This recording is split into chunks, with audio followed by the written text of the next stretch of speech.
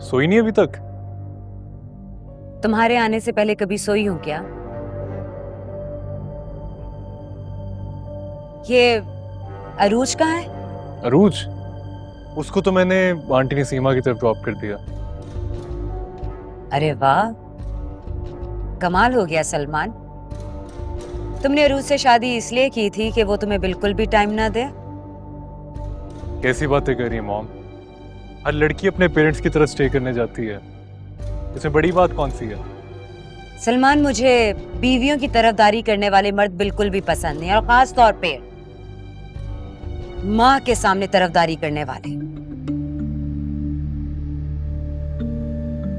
वैसे अगर तुम बुरा ना मानो तो तुम जिस तरह अरूज की हमायत कर रहे हो, तुम्हें एक मशवरा दूं? कैसा मशवरा? मेरी मानो तो अरूज को हमेशा के लिए उसके माँ बाप के घर छोड़ा।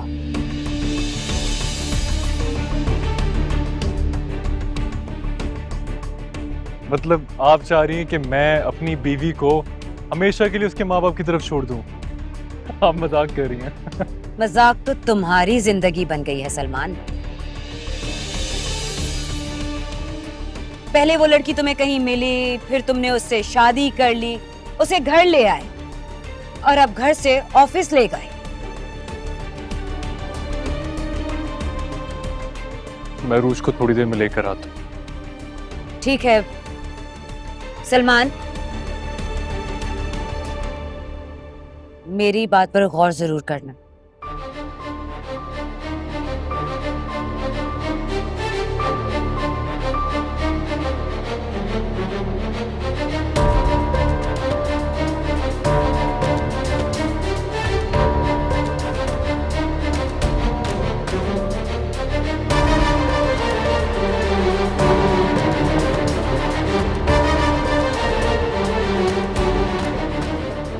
बस आई, खाना लगाएं।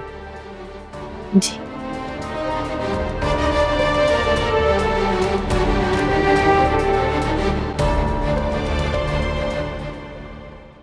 उरुज बेटा, ये जो औलाद होती है ना, ये माँ बाप के घर की सफीर होती है। ये जहां भी जाती है अपने घर वालों की नुमाइंदगी करती है। जानती हूँ अब्बा। तो फिर ये भी जानती होगी कि घर के एक फर्द की शख्सियत पूरे घर वालों के बारे में लोगों की राय बना देती है। ये बात तो आप पहले भी मुझे बहुत बार कह चुके हैं, आज फिर क्यों? बस ऐसे ही।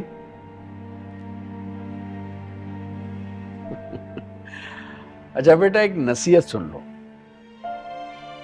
कहिए। जिंदगी में हमेशा सर उठाकर जीना।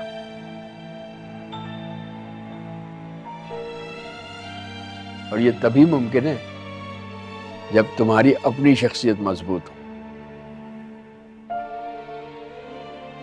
अब ऑफिस गई हो ना, वहां ऐसी दयानत से काम करना कि बेहतरी आए, वाज़े बेहतरी।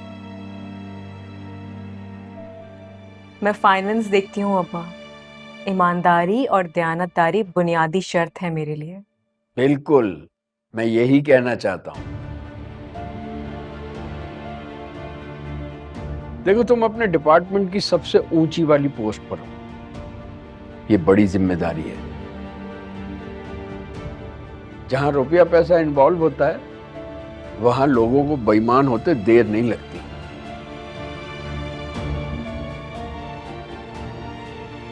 जाहिर है तुम्हारे नीचे बहुत सारे लोग काम करते होंगे। कभी किसी पर अंधा एतमाद नहीं करना।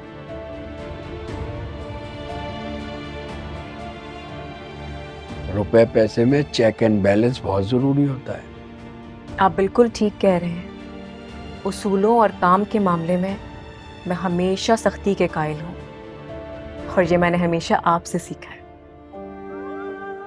शाबाश बेटा, शाबाश। मुझे तुम्हारी कामयाबी का यकीन है। तो रोज अगर तुम्हें अपने अब्बू की नसीहतों से फुर्सत मिल जाए तो थोड़ा वक्त माँ को भी दे दो। ये अच्छी बात है भाई। इंतजार और एहतमाम माएँ करें, और जब बेटी आए तो घर वाले हक जमा के बैठ। अरे ये ले, मैं आ गई अपनी अम्मी के पास। सब समझ रहा हूँ मैं, सब समझ रहा हूँ नसीमा बेगम। मेरी बेटी को मेरे खिलाफ कर रही हो, वो भी मेरे सामने। थोड़ा वक्त हम भी ले लें, अगर आपको एतराज ना हो तो। ले लो भाई, ले लो। चलो आ जाओ।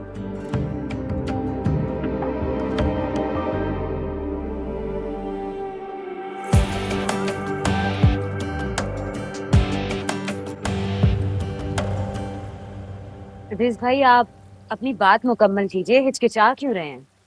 नरीन, बात ही ऐसी है, मैं क्या कहूँ। इस बारे में खुल के बात करना मेरे लिए आसान नहीं है। उरूज मेरे सामने कल की बच्ची है, जितनी उसकी उम्र है उतना तजुर्बा है मेरा बिजनेस में। आखिर मसला क्या है? मैं इस कंपनी के लिए कई सालों से काम कर रहा हूँ। तुम्हारे बेटे सलमान को एक कामयाब बिजनेसमैन बनाने में मेरी बड़ी खिदमत है, लेकिन मुझे लग रहा है जैसे रफ्ता रफ्ता बिजनेस में उरूज हावी होने लगी है, जैसे हर चीज को वो कंट्रोल करना चाह रही है। जैसे उसने मेरे सलमान को अपने कब्जे में कर लिया, अब उसके बिजनेस को अपनी मुट्ठी में कर लेना चाहती है। देख रहा हूं मैं सब, और तुम्हारा दर्द भी समझता हूँ। खैर, इस बात को छोड़ें आप। रूच इतनी शार्प है, देखने में तो बिल्कुल ऐसी नहीं लगती। तुम समझाओ ना सलमान को। बिजनेस के फैसले तो सलमान करता है और यहाँ के फैसले तुम। अब सलमान मेरी नहीं, सिर्फ अरूज की सुनता है। महरीन, तुम तो मेरी बात सुन लो। फौरन उरूज को ऑफिस जाने से मना करो, वरना वो हम सबकी जिंदगी बर्बाद करके रख देगी। हाँ,